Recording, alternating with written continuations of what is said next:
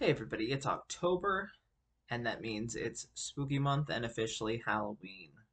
And I know we still have some days left before that happens, but I want to do something that I have tried to do a couple years and just kind of fall off of it. Um, I want to try to a movie and watch and review a movie every single day for 31 days. And yes, I realize it's the second, and I'm already a day behind on it, so I'll try to make two videos for today. But this is something I'd like to do, and I was watching like a bunch of movies yesterday. I was doing a lot of that, getting myself ahead.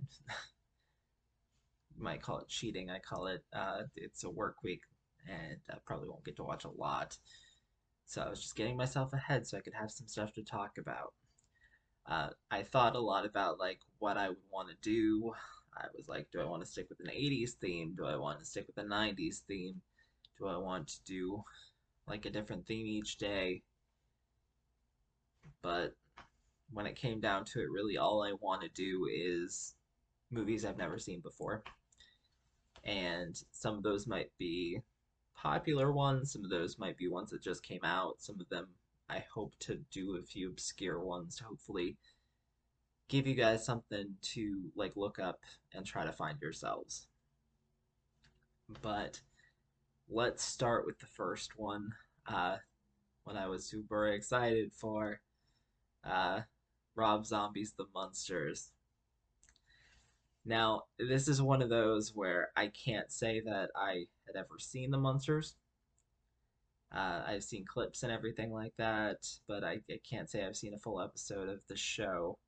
And I am not a fan of Rob Zombie's movies. So, that in the trailer. Like, did you guys see the trailer for that? That was like the worst looking trailer I had ever seen. So there's nothing in me that wanted to watch this, but also it's free on Netflix. Well, it's on Netflix, so it's available to watch. So I just went ahead and watched it. And what did I think of it? Was it as awful as the trailer made it out to be? No. um, I actually found myself kind of enjoying the movie. It's a good? No, not really. It's not really one of those. I would actually kind of say that this is more one of those where it's almost so bad it's good, um, but it doesn't quite hit that either.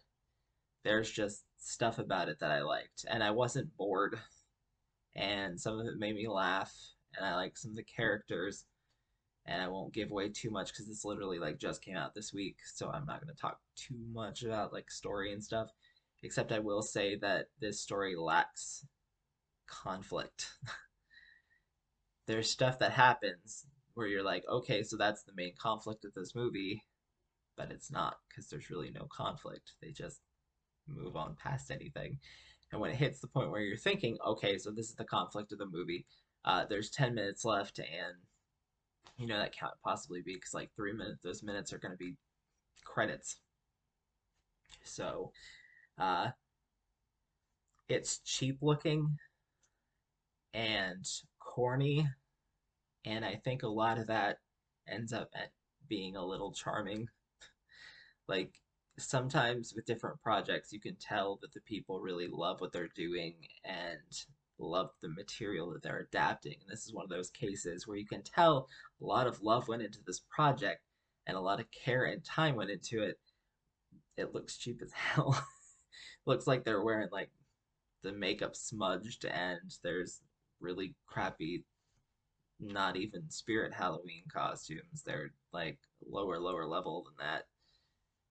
But at the same time, uh, because it's like an origin story before the show of them meeting and everything, and they're kind of cute together, and they make the relationship kind of likable, and that plays a lot into it. And the two people, I'd say his wife, it's Sherry Moon Zombie or whatever her name is, that plays Lily. She's not the best actress, but at the same time, she's like, you can tell she's trying. She's giving it a lot.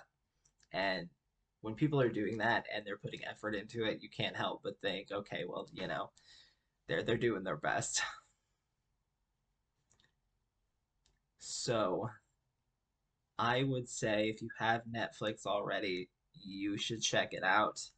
I think I had heard at one point somewhere that Rob Zombie wanted to do this in black and white, and I kind of wish they had let him. There, for some reason, it feels like it would have like upped it a bit if it was in black and white the whole time.